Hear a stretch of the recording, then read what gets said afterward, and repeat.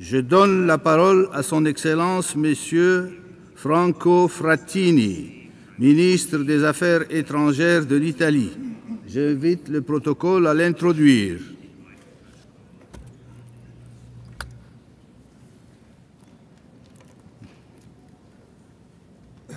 Mr. President, Italy has a long tradition of mediation that has shaped our history and our approach to international affairs.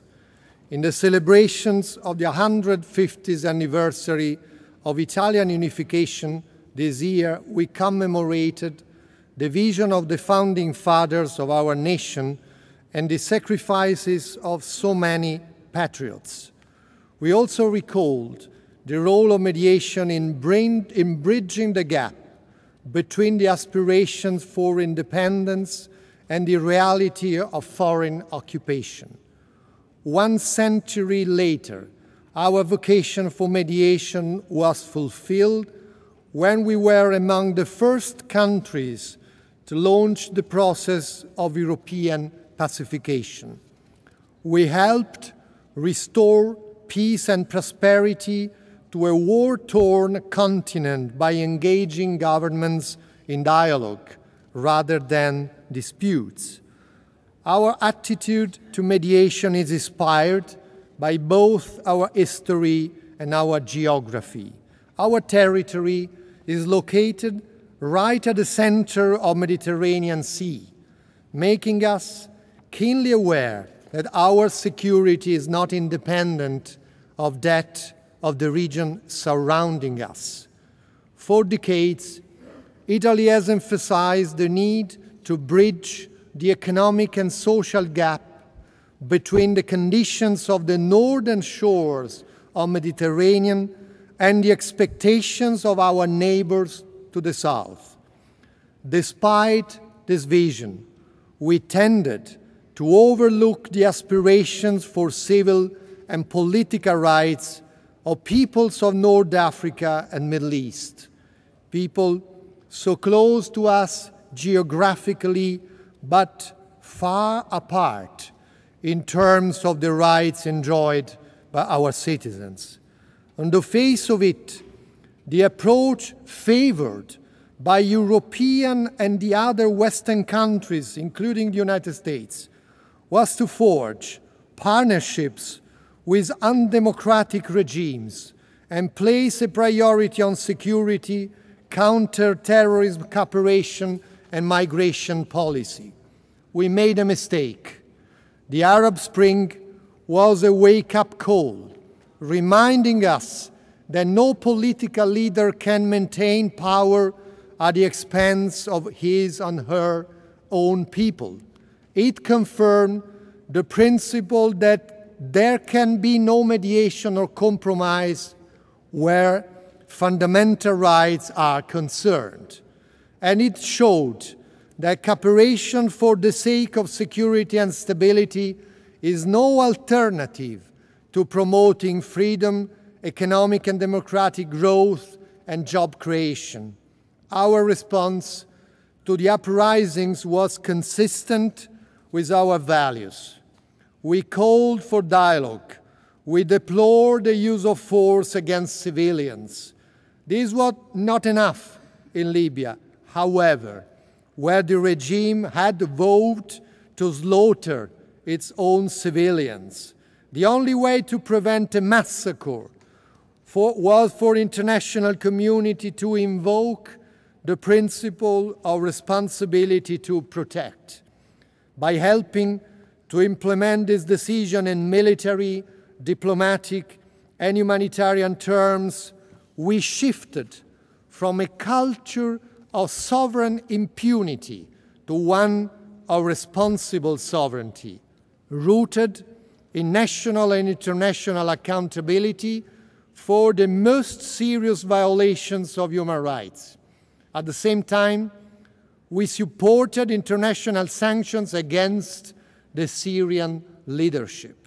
Mr. President, the uprising in North Africa and Middle East send a message that the UN can do more and do better. Let me be very clear. We do not want less United Nations involvement. We want more. Libya can be the first test case for a more prominent UN role. UN is called upon to coordinate and lead international community's assistance to the country. The international community should maintain cohesion and unity of purpose, avoid a fragmented response, and resist engaging in a first-past-the-post logic. There should be no competition, because there is only one winner. It is the Libyan people. UN should therefore chair the international coordination mechanisms with the support of the relevant regional organizations such as the Arab League, African Union, and the European Union. At this juncture, we need to prevent resentment and extremisms for gaining ground. We are ready to build respectful new partnerships without imposing prepackaged models. This is why we have promoted the idea of new Mediterranean plan for growth and development, and we have proposed a permanent conference on security and cooperation with the goal of building an inclusive dialogue among equals on political, economic, and cultural issues. If we fail to respond, and if the Arab Spring does not produce results soon, we all will have a very heavy price to pay. Mr. President, never has mediation been more necessary in the tense standoff between the Israelis and the Palestinians. Confrontation has led nowhere. The time has come to defuse this long-standing and disruptive conflict through recourse to dialogue and to the building of mutual trust. We continue to strongly back American efforts, and we welcome the Quartet's new effort to gather the necessary support to restart negotiations between the parties toward the creation very soon of a strong and safe Palestinian state. Within the European Union, which has to speak with one voice, Italy is also ready to exercise more leadership and political vision in relaunching the peace process. In Lebanon, ladies and gentlemen, Italy is playing a prominent role in mediation. Italian contingent in UNIFIL was awarded the Peace Medal of United Nations for its contribution to maintaining peace and stability in the country. This prize honors the achievements of our soldiers in Lebanon, but also the commitment of Italian government to peacekeeping.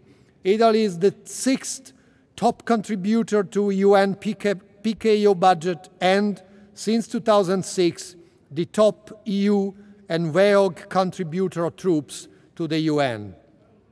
In Africa, far too many people are still grappling with the serious problem caused by regional conflicts. These conflicts undermine stability and prosperity for millions of people, spreading the poisonous seed of terrorism and piracy. As a witness to the comprehensive peace agreement between North and South Sudan, Italy has welcomed the implementation of CPA, which has led to the birth of new states of South Sudan. This achievement should be an incentive to set the post-CPA arrangement without further delay. In the Horn of Africa, Italy has a traditional commitment to contributing to peace, security, development. In the past few months, we have financed projects in many sectors: health, education, nutrition, training, governance support, peace and security. But our assistance is not enough. In Somalia, people are facing starvation and humanitarian disaster. International support must be stepped up to deliver basic services to the population and to foster political reconciliation. Mr. President, UN collective security system is adapting its structure and practices to the new challenges by making good and flexible use of its fundamental and cost-effective tools. Mediation is one of them. We are among the sponsors of a resolution on strengthening the role of mediation in the peaceful settlement of disputes. We also encourage UN to play a more significant role in conflict prevention, the settlement of disputes, and peacebuilding efforts. To this end, we rely on the impartiality and authority of the Secretary General. We commend him for his leadership in crisis management and encourage him in this noble endeavor and in his commitment to budgetary discipline. We also commend all the efforts to promote a strong solution to the reform of Security Council, a reform inspired by the UN core principles of democracy, accountability, consensus, and flexibility, a reform that will gather the widest majority and with which each and every member state can identify. Mr. President, our humanistic heritage defines the human being as the measure of all things. The principle of placing people first underpins our active support for UN campaigns on fundamental issues such as the abolition of death penalty, the protection of freedom of religion or belief, and the ending of the practice of female genital mutilation. The people-first approach also entails mediation between the pressing need for modernization and the goal of improving individual quality of life. We need to enhance food security by tackling the crucial links between speculation, inflation of food prices, and instability. We can count on the new bodies created in the framework of FAO and the Rome-based UN agencies to reduce food price volatility and its very negative impact on the most vulnerable people. We also pay close attention to urban development and environmental sustainability, promoting important international events such as the World Urban Forum, which will be held next year in Italy, and a World Conference on the topic of inter-ethnic city.